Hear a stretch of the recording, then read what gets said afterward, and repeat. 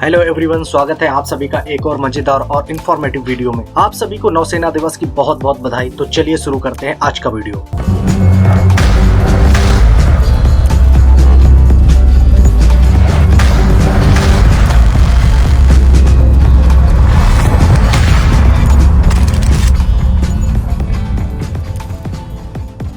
भारतीय नौसेना दिवस हर साल 4 दिसंबर को मनाया जाता है। क्यों मनाया जाता है वो मैं आपको बताता हूँ। दरअसल भारतीय नौसेना का गठन 1612 ईस्वी में ईस्ट इंडिया कंपनी ने इंडियन मैरीन के रूप में किया था। फिर 1685 ईस्वी में इसका नाम बदलकर बम्बई मैरीन हुआ, जो कि 1830 ईस्वी तक चला। 8 सितंबर 1934 ईस्वी को भारतीय विधान परिषद ने भारतीय नौसेना अनुशासन अधिनियम पारित किया और रॉयल इंडियन नेवी नाम दिया। इसके बाद भारत की आजादी के बाद 1950 में नौसेना का गठन फिर से हुआ और इसे भारतीय नौसेना नाम दिया गया। विश्व की 5वीं सबसे बड़ी इस नौसेना ने 1971 में बांग्लादेश मुक्ति संग्राम में पाकिस्तान के कराची बंदरगाह पर भारी बमबारी कर उसे तबाह कर दिया था, जिससे 4 दिसंबर 1971 को ऑपरेशन ट्राइडेंट नाम से शुरू हुए इस अभियान में मिली कामयाबी की वजह से ही हर साल हम 4 दिसंबर को भारतीय नौसेना दिवस मनाते हैं। इस दौरान पाकिस्तान की पीएनएस गाजी पनडुब्बी को भी जलमग्न कर दिया गया था। क्यों है इंडियन नेवी इतनी खतरनाक, तो वो अब हम देख लेते हैं। ऐसा माना जाता है कि जिस नौसेना में जितनी ज्यादा सबमरीन होती हैं, वह उतनी ही ज्यादा ताकतवर मानी जाती है। भारत के पास कई ताकतवर और मारक पनडुब्बियां हैं। भारतीय नौसेना की गिनती दुनिया भर की टॉप 10 नेवी में होती है। इंडियन नेवी दुनिया की 5वीं सबसे पावरफुल नौसेना है। इंडियन नेवी के पास 300 एयरक्राफ्ट, 150 जंगी जहाज और सबमरीन, 4 फ्लीट टैंकर्स, 24 कॉर्वेट्स और 15 अटैक सबमरीन है।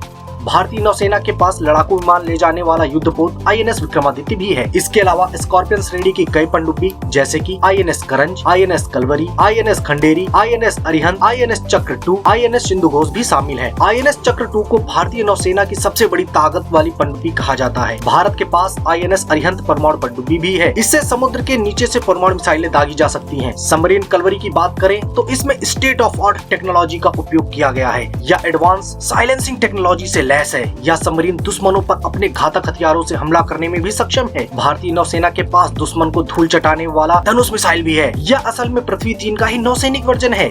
इसे सतह से सतह या सिप से सिप पर मार करने के लिए भारतीय नौसेना ने विकसित किया है। यह मिसाइल पारंपरिक या फिर न्यूक्लियर वॉरहेड ले जाने में भी सक्षम है। इंडियन नेवी के पास ब्रह्मोस मिसाइल भी है। यह एक सुपरसोनिक मिसाइल है। इसकी खासियत यह है कि यह समुद्र में पानी के नीचे चलने वाली सबसे तेज मिसाइल है। यह मिसाइल दुनिया के किसी भी देश के पास में नहीं है। आपको बता दें कि भारत अपनी नौसेना में आईएनएस तारागिरी के जुड़ने का इंतजार कर रहा है। संभव है कि 2025 तक भारतीय नौसेना में यह युद्धपोत शामिल हो जाएगा। अब अगर हम इसकी खासियत की बात करें तो इसकी मदद से एंटी एयर वॉरफेयर किया जा सकेगा। वहीं एंटी वॉरफेयर के लिए इसमें 8 ब्रह्मोस मिसाइलें भी लगी होंगी। इसकी रफ्तार की बात करें तो यह अधिकतम 59 किलोमीटर प्रति घंटे की रफ्तार से चल सकेगा। पूरी दुनिया में नेवी अलग अलग तरह के जहाजों का उपयोग करती है, छोटे जंगी जहाजों से लेकर विशालकाय एयरक्राफ्ट कैरियर तक। जहाजों को उनके काम के हिसाब से ही बांटा जाता है। तो इंडियन नेवी के पास कौन कौन से जहाजों का बेड़ा है वो हम देखते हैं। सबसे पहले देखेंगे एयरक्राफ्ट कैरियर। एयरक्राफ्ट कैरियर नौसेना के सबसे बड़े जहाज होते हैं। इनके ऊपर 70 से 80 एयरक्राफ्ट तक तैनात किए जा सकते हैं। इनमें ताकतवर कमांडो फोर्स या फिर टैक्टिकल टीम या फिर हम कहें भारी मात्रा में जवानों को तैनात किया जा सकता है। इन एयरक्राफ्ट कैरियर की सुरक्षा के लिए इनमें बैलिस्टिक से लेकर के क्रूज मिसाइलें तक होती हैं, जो परमाणु हमला करने में भी सक्षम होती हैं। भारतीय नौसेना का सबसे शानदार एयरक्राफ्ट कैरियर आईएनएस विक्रमादित्य है। ये समुद्र के अंदर मौजूद किसी भी देश का मोबाइल एयरफोर्स स्टेशन कहा जा सकता है। Amphibious warfare ship. Indian navy के पास एम्फीबियस वॉरफेयर शिप भी है। इसका नाम आईएनएस जलस्व है। यह एक अटैकिंग जहाज है। इसमें हेलीकॉप्टर और लैंडिंग क्राफ्ट तैनात किए जाते हैं। इसका मेन वर्क होता है हेलीकॉप्टर के जरिए नौसैनिक मिशन कंडक्ट करना। इनके ऊपर बड़े लैंडिंग डेक्स होते हैं। ये नौसैनिकों, इक्विपमेंट्स, एम्यूनिशन और बुलेट प्रूफ व्हीकल्स को भी ले जाने में सक्षम होते हैं। अगला है landing ship tanks.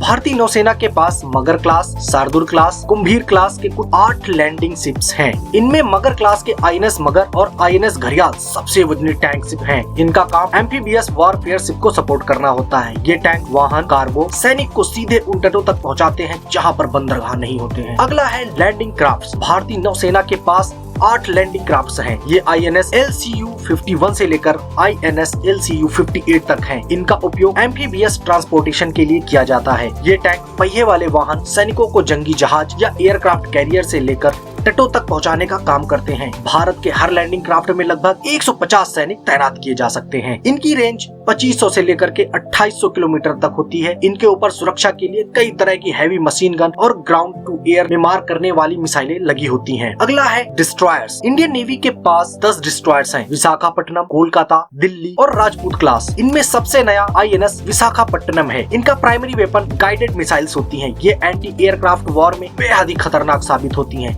INS Visakhapatnam में ब्रह्मोस क्रूज मिसाइल और बराक जैसी मिसाइलें लगी होती हैं। इनमें बेहद ताकतवर राडार सिस्टम भी होता है। ये लैंड, वाटर और एयर तीनों जगह पर मिसाइलों से हमला कर सकती हैं। अगला है फ्रिगेट्स। भारत के पास शिवालिक क्लास, तलवार क्लास और ब्रह्मपुत्र क्लास में कुल मिलाकर 12 फ्रिगेट्स हैं। सबसे भारी और अत्याधुनिक 6200 टन वाले शिवालिक क्लास फ्रिगेट हैं। आजकल स्टेल्थ गाइडेड मिसाइल फ्रिगेट होते हैं जिनमें मिसाइलों को तैनात किया जाता है।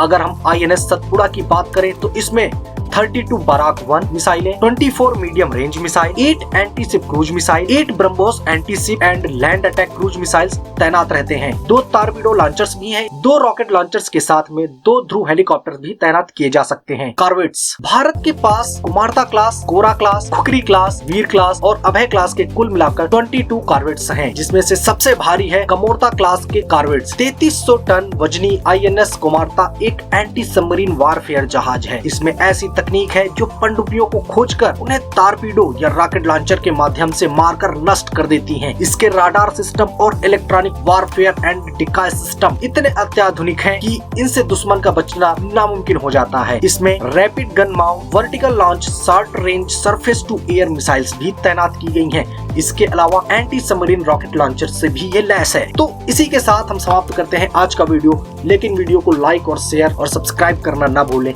मिलते हैं अगले वीडियो में, तब तक के लिए टेक केयर। जय हिंद, जय भारत।